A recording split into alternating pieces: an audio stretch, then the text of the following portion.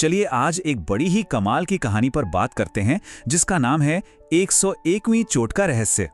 ये एक ऐसी कहानी है जो सुनने में तो बहुत सीधी सादी लगती है, लेकिन ये मेहनत और कामयाबी को देखने का हमारा नजरिया बदल सकती है। तो शुरू करें। अच्छा, इस कहानी में आगे बढ़ने से पहले चलिए एक सवाल पर सोचते हैं। क्या कोई भी कोशिश, कोई भी मेहनत कभी सच में पूरी तरह से बेकार चली जाती है? इस सवाल को बस मन में रखिएगा, क्योंकि हमारी आज की कहानी इसी के इर्द गिर्द घूमती है। तो कहानी है एक मूर्तिकार की जिनका नाम था विश्वनाथ काका। उनका बस एक ही सपना था, एक ही धुन थी, पत्थर के एक बहुत बड़े से टुकड़े से एक खूबसूरत जीती जागती मूर्ति को तराशना। अब ये काम ऐसा था जिसके लिए सिर्फ हुनर नहीं बल्कि जबरदस्त सब्र की भी जरूरत थी। सोचने में तो ये काम बड़ा आसान लगता है ना? एक पत्थर लेना है, छेनी हथौड़ा उठाना है और मूर्ति बना देनी है। पर असल में ये एक पहाड़ जैसी चुनौती थी। एक बेजान ठोस पत्थर के अंदर से एक ऐसी कलाकृति को बाहर निकालना जो लोगों के दिलों को छू सके, ये बिल्कुल भी आसान नहीं था। तो बस यहीं से विश्वनाथ काका का असली सफर शुरू होता है। ये सफर था उनकी लगन का, उनके पसीने का और लगातार कोशिश करते रहने का। ये 100 चोटों की कहानी है। ये है वो पहली चोट, पूरे जोश, पूरी उम्मीद और पक्के इरादे के साथ। जब विश्वनाथ काका ने पहली बार हथौड़ा चलाया ना, तो उनकी आंखों में एक सपना था। सपना उस पत्थर में छुपी मूर्ति को दुनिया के सामने लाने का। और देखते ही देखते 25 चोटें हो गईं। दिन हफ्तों में बदलने लगे थे, लेकिन वो पत्थर, वो तो टस से मस नहीं हुआ।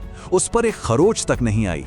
ऐसा लग रहा था मानो वो पत्थर उनकी हर कोशिश का मजाक उड़ा रहा हो। अब सोचिए, 75 चोटें। अब तक शरीर तो थक ही चुका था, पर मन भी थकने लगा था। शक के बादल गहराने लगे थे। मन में सवाल उठने लगे थे कि क्या ये पत्थर कभी टूटेगा भी? कहीं मैं अपनी मेहनत बर्बाद तो नहीं कर रहा? और फिर 100वीं चोट। 100 बार पूरी ताकत से हथौड़ा चलाना और नतीजा कुछ भी नहीं, बिल्कुल सिफर। पत्थर अभी भी 1 इंच नहीं हिला था। तो क्या ये सब मेहनत, ये सारा पसीना, ये 100 की 100 कोशिशें सब बेकार थीं? पर कहानी यहाँ खत्म नहीं होती है। 100 चोटों के बाद जो हुआ ना, उसने सब कुछ पलट कर रख दिया। अब कहानी उस एक आखिरी, उस निर्णायक चोट की तरफ बढ़ रही है। विश्वनाथ काका ने एक गहरी सांस ली, अपनी बची खुची सारी हिम्मत और उम्मीद को बटोरा और हथौड़ा एक आखिरी बार फिर से उठाया। और 101वीं चोट, बस उसी एक चोट पर वह पत्थर 2 हिस्सों में टूट गया और उसके अंदर से निकली एक खूबसूरत दिव्य मूर्ति, बिल्कुल वैसी ही जैसी विश्वनाथ काका ने अपने मन में सोची थी। तो सवाल ये उठता है कि ये हुआ कैसे? क्या उस 101वीं चोट में कोई जादू था? नहीं, असली राज तो उस लगातार कोशिश करते रहने की ताकत में छिपा है। चलिए इस आखिरी चोट के रहस्य को जरा और गहराई से समझते हैं।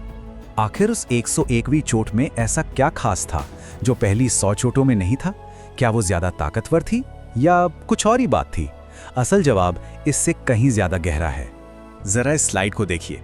यहाँ एक ही घटना को देखने के 2 नजरिए हैं। एक तरफ जो हमें ऊपर से दिखता है कि 100 चोटें बेकार गईं और सिर्फ एक आखिरी चोट काम कर गई, पर दूसरी तरफ है असलियत कि ये 101 चोटों की मिलीजुली कोशिश थी जिसका नतीजा कामयाब रहा। और बस यहीं से आता है 101वीं चोट का सिद्धांत। इसका मतलब क्या है? सीधा सा मतलब है कि कामयाबी कभी भी एक झटके में नहीं मिलती। ये उन छोटी छोटी लगातार की गई कोशिशों का नतीजा होती है जो शायद हमें बाहर से दिखती भी नहीं है। वो आखिरी चोट सिर्फ इसलिए कामयाब हुई क्योंकि पहली 100 चोटों ने उस पत्थर को अंदर से कमजोर कर दिया था।